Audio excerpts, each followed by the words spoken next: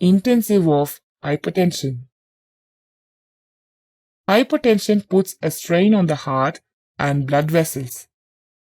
Apart from increasing the risk of having a stroke or development of heart failure or coronary artery disease, high blood pressure may cause kidney damage. What are the causes of blood pressure? Obesity, high intake of salt, alcohol. Smoking appears to aggravate the effects of hypertension. What are the preventive measures to be taken?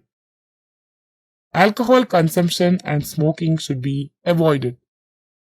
Obese persons should make an attempt to reduce weight through restriction of food intake and try regular exercise.